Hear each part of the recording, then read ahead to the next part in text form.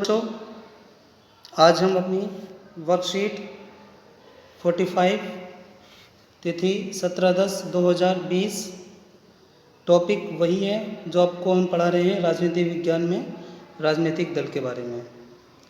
इससे पहले वाली वर्कशीट जो वर्कशीट 44 थी, मैंने आपको उसके अंदर राजनीतिक दल के रूप में राष्ट्रीय दल और प्रांतीय दलों के बारे में बताया था कि किस तरीके से राष्ट्रीय दल की मान्यता मिलती है और किस तरीके से प्रांतीय दल की मान्यता मिलती है। राष्ट्रीय दल किसे कहते हैं? राष्ट्रीय दल जो होते हैं वो पूरे देश की नीतियाँ, कार्यक्रम आदि रणनीतियाँ बनाते हैं। और जो प्रांतीय दल होते हैं, क्षेत्रीय दल होते हैं, वो एक राज्य या कुछ राज्यों के अंदर ही अपनी सत्ता की बागडोर संभालते हैं। राष्ट्रीय दल के लिए मैंने आपको बताया था कि राष्ट्रीय दल की मान्यता कैसे मिल सकती है। 4 विधानसभाई क्षेत्रों के अंदर कुल मतों का 6% या 4 लोकसभा सीटें अगर कोई पार्टी जीत जाती है, हासिल कर लेती है, तो वह राष्ट्रीय दल के रूप में मान्यता प्राप्त कर लेती है। उसी तरह से प्रांतीय दल या क्षेत्रीय दल जिसे कहते हैं कि अपने क्षेत्र में हुए चुनाव में चुनाव होते हैं, कुल मतों का 6% या 2 सीटों पर जीत हासिल कर लेती है, तो उसे हम प्रांतीय क्षेत्रीय दल के रूप में मान्यता प्राप्त कर लेते हैं। साथ ही मैंने आपको ये भी बताया था कि सभी पार्टियों को, जितने भी दल जो होते हैं, पॉलिटिकल पार्टीज़ होती हैं, उनको निर्वाचन आयोग में अपना पंजीकरण कराना पड़ता है। जो राष्ट्रीय दल होते हैं उनको स्थायी चिन्ह मिलते हैं, जिनके अधिकृत उम्मीदवार उन चिन्हों का प्रयोग कर सकते हैं। प्रांतीय दल जो होते हैं वो राज्य के लिए नीतियों और रणनीतियों पर फोकस करते हैं। तो राजनीतिक दलों के बारे में मैंने आपको ये वर्कशीट 44 के अंदर पढ़ाया था। अब मैं आपको राजनीतिक दल की चुनौतियाँ कि कौन कौन सी चुनौतियाँ हैं राजनीतिक दलों के लिए और क्या है। सबसे पहले आती है वंशवाद की चुनौती। राजनीतिक दलों के बारे में जो आप देखते हो, वंशवाद की चुनौती। वंशवाद से क्या अर्थ है, क्या अर्थ कह सकते हैं वंशवाद?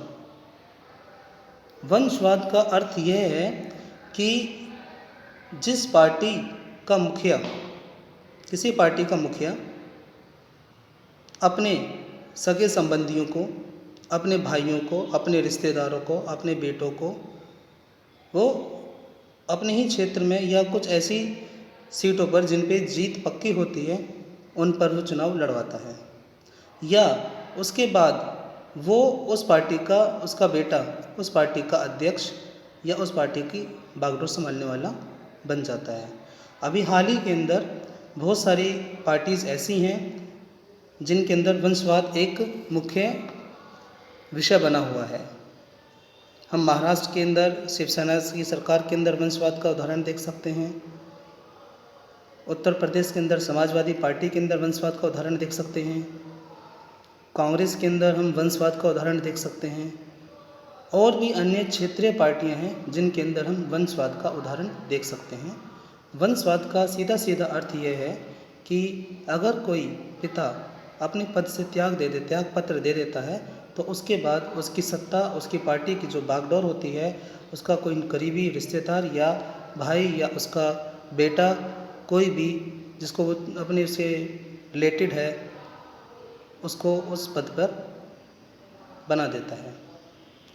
आगे आती है पारदर्शिता का अभाव। पारदर्शिता यानी कि क्लियरिटी, बिल्कुल ट्रांसपेरेंसी नहीं है कि राजनीतिक दल क्या कहते हैं और उस बात को कितना वो पूरा करते हैं। ये पारदर्शिता का अभाव हमेशा बना रहता है। और भी हैं जैसे आपराधिक तत्वों की घुसपैठ और विकल्पहीनता और आंतरिक लोकतंत्र का अभाव। आपराधिक तत्वों की घुसपैठ का अर्थ यह है कि हमारे देश के अंदर चुनाव एक तरह से ऐसा रास्ता है कि उसके आड़ में सभी अच्छे बुरे काम सब ढक जाते हैं। इसलिए आपराधिक श्रेणी और आपराधिक तत्व और आपराधिक श्रेणी वाले लोग इस क्षेत्र के अंदर इसलिए अपना दबदबा बनाते हैं ताकि उनकी पहुंच काफ़ी ऊपर तक हो जाए और अपने कार्य को आसानी से कर सकें।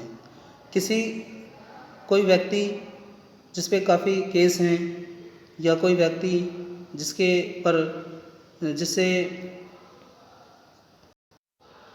या कोई व्यक्ति जिसकी समाज के अंदर आपराधिक पृष्ठभूमि है, तो अन्य पार्टियां उनको बाहुबल के आधार पर उनको अपना उस क्षेत्र का टिकट दे देती हैं ताकि उनकी जीत पक्की हो जाए, ताकि लोग उनसे डर कर उनके पर वोट दे दें।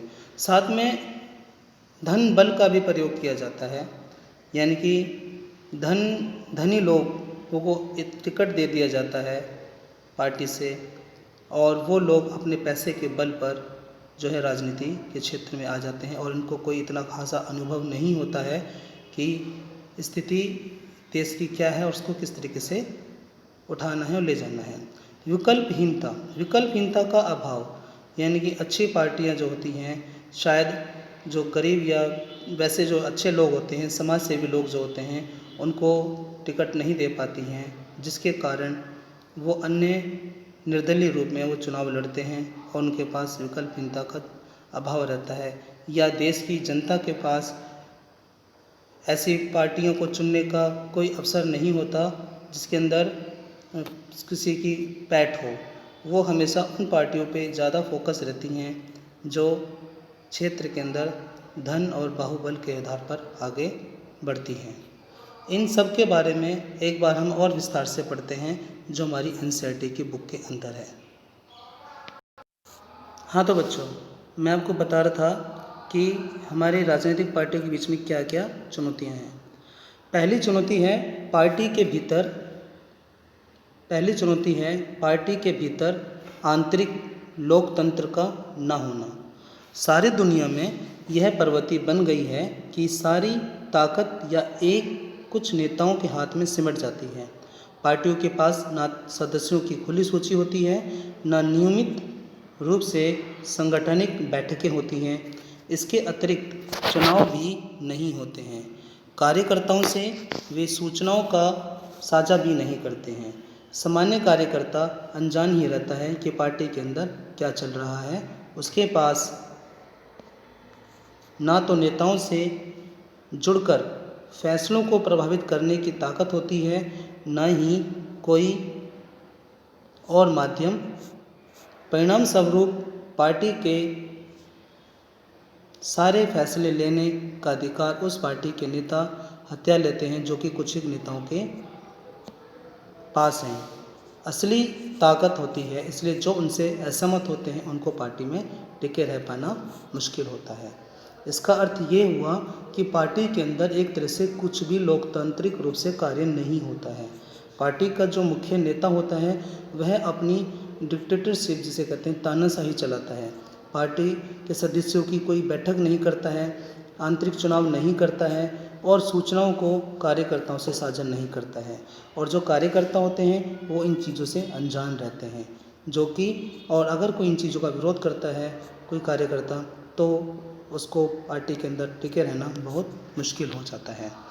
उसी प्रकार दूसरी जो चुनौती हमारे सामने आती है वो होती है वंशवाद की चुनौती। मैंने आपको पहले भी बताया था कि वंशवाद की चुनौती, चूँकि अधिकांश दल अपना कामकाज पारदर्शी तरीके से नहीं करते हैं, यानी कि पार्टी के अंदर क्या घटनाएं हो रही हैं, क्या बातें हो रही हैं, ये अन्य कार्यकर्ताओं को कुछ नहीं पता होता। सिर्फ कुछ ही नेता होते हैं, कुछ ही आसपास के संपर्क वाले जो नेता होते हैं उनको ही पता रहता है। बाकी आम कार्यकर्ताओं को इस बारे में कुछ भी पता नहीं होता है। ऊपर आने की गुंजाइश काफ़ी कम होती है। सामान्यकर्ता के नेता बनने और ऊपर आने की गुंजाइश काफ़ी कम होती है। जो लोग नेता होते हैं वे अनुचित लाभ लेते हुए अपने नज़दीकी लोगों को, और मैंने आपको पहले कहा अपने नेता होते हैं वे अपने अनुचित लाभ लेते हुए अपने नज़दीकी लोगों और यहाँ तक कि अपने ही परिवार के लोगों को आगे बढ़ाते हैं। अनेक दलों में शीर्ष पद पर हमेशा ही एक ही परिवार के लोग आते हैं। देखो फिर दोबारा से इस बात को समझा रहा हूँ। अनेक दलों में शीर्ष पद पर हमेशा एक ही परिवार के लोग आते हैं। यह दल के अन्य सदस्यों के साथ अन्याय है। अन्य जो कार्यकर्ता जो पार्टी के साथ जुड़े हुए हैं उनके साथ ये अन्याय है।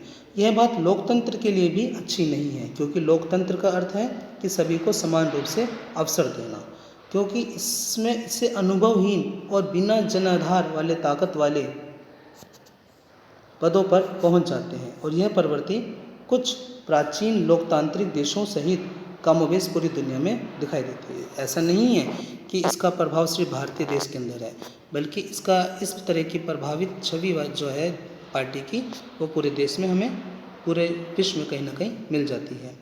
तीसरी चुनौती होती है दलों में, खासकर चुनाव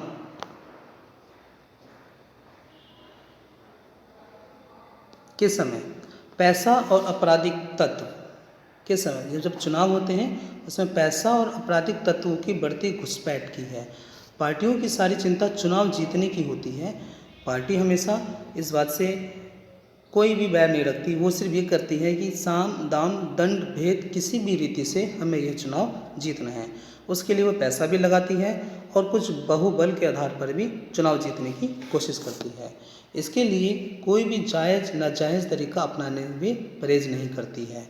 ऐसे उम्मीदवारों को उतारती है जिनके पास काफ़ी पैसा हो और ये जो पैसे जुटा सकें।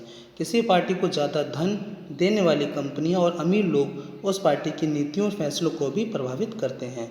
कई बार पार्टियां चुनाव जीत सकने वाले अपराधियों का समर्थन करती है या उनकी मदद लेती है। दुनिया भर में लोकतंत्र के समर्थक लोकतांत्रिक राजनीति में अमीर लोग और बड़ी कंपनियों की बढ़ती भूमिका को लेकर चिंतित हैं। चौथी स्थिति जो आती है वो आती है विकल्पहीनता। विकल्पहीनता की स्थिति है, जैसे सार्थक विकल्प का मतलब होता है कि विभिन्न पार्टियों की नीतियों और कार्यक्रमों में महत्वपूर्ण अंतर हो। हाल के वर्षों में दलों के बीच वैचारिक अंतर कम होता गया है और यह प्रवृत्ति दुनिया भर में दिखती है।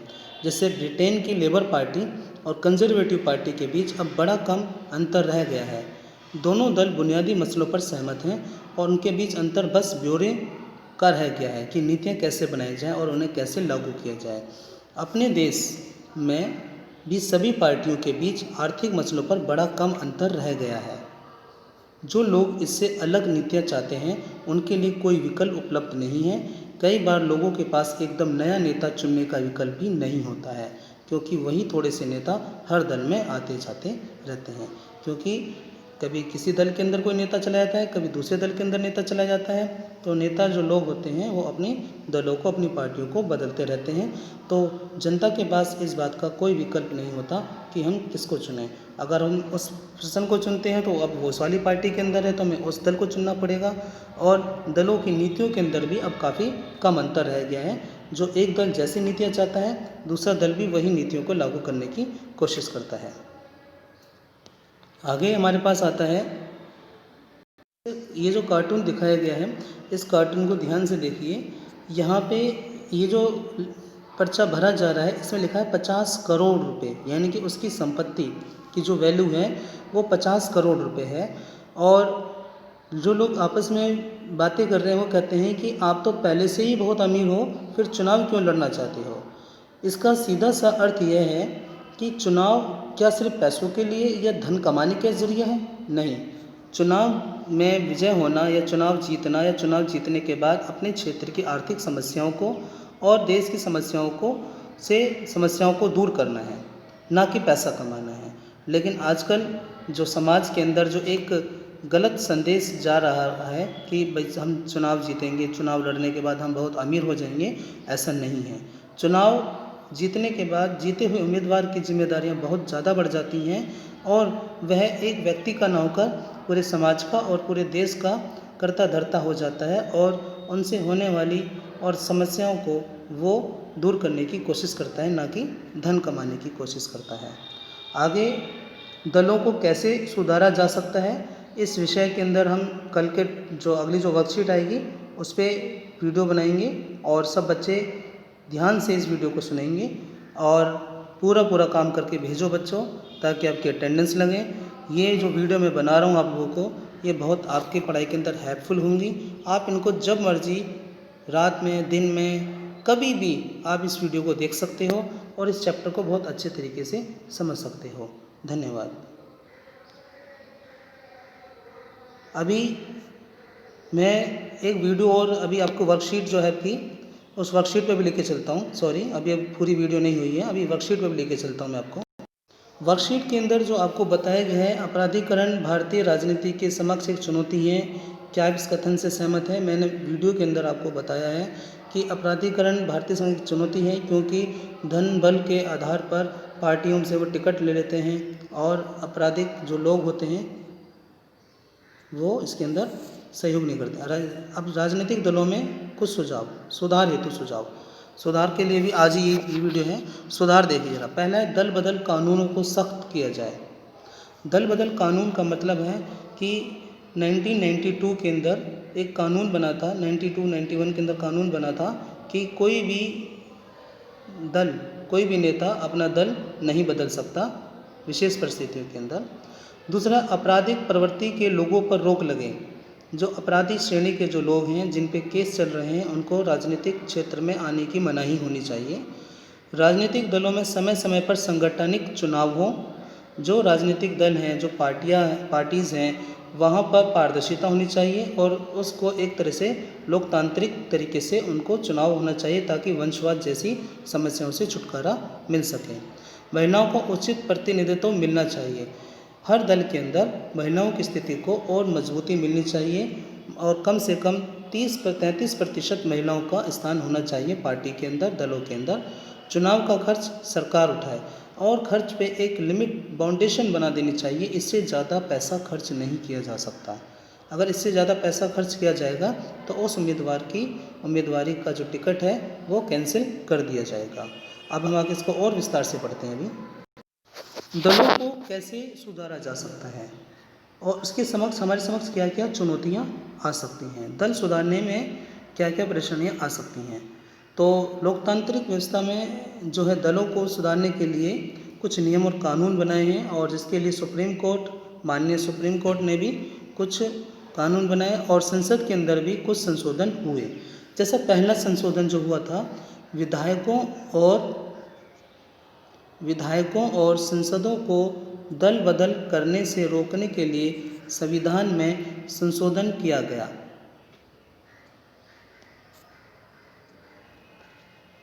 निर्वाचित प्रतिनिधियों के मंत्री पद या पैसे के लोभ में दल बदल करने में आई तेजी को देखते हुए ऐसा किया गया। नए कानून के अनुसार अपना दल बदलने वाले संसद या विधायक को अपनी सीट भी गंवानी होगी। इस नए कानून से दल बदल में कमी आई है, पर इससे पार्टी में विरोध का कोई स्वर उठाना और भी मुश्किल हो गया है। पार्टी नेतृत्व में जो कोई फैसला करता है,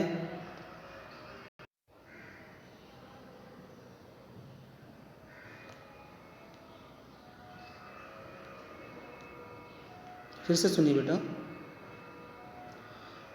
कि अब जो भी उम्मीदवार है, अगर वो चुनाव लड़ता है तो उसको एक शपथ पत्र देना पड़ेगा, जिसके अंदर उसकी अपनी चल अचल संपत्ति और साथ में उसके आपराधिक मामलों का ब्यौरा दर्ज होगा। लेकिन ये सूचनाएं कितनी सही हैं, गलत हैं, ये पता लगाना बहुत मुश्किल है। साथ में चुनाव आयोग ने रिटर्न भरने के लिए भी बोला है कि अगर कोई उम्मीदवार संगठनिक चुनाव लड़ता है तो ऐसे दलों के जो नेता लोग हैं उनको रिटर्न भरना पड़ेगा, आयकर का अपना ब्यौरा देना पड़ेगा कि वो साल में कितना कमाते हैं। और चुनाव खर्च सरकार उठाए, दलों को चुनाव लड़ने के लिए धन दे, सरकार दलों को चुनाव लड़ने दे और ये मदद पेट्रोल, कागज़, फ़ोन वगैरह के रूप में भी हो सकती है, या पिछले चुनाव में मिले मतों के अनुपात में नकद पैसा दिया जा सकता है।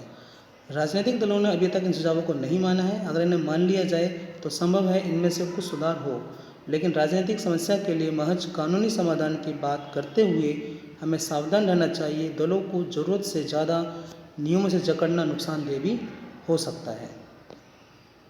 दलों को सुधारने का दूसरा तरीका भी है, इसमें राजनीतिक दलों को सुधारा जा सकता है। पहला तरीका है राजनीतिक दलों पर लोगों द्वारा दबाव बनाने का। यह काम चिट्ठियाँ लिखने, प्रचार करने और आंदोलनों के जरिए किया जा सकता है। आम नागरिक, दबाव समूह, आंदोलन और मीडिया के माध्यम से यह काम किया जा सकता है।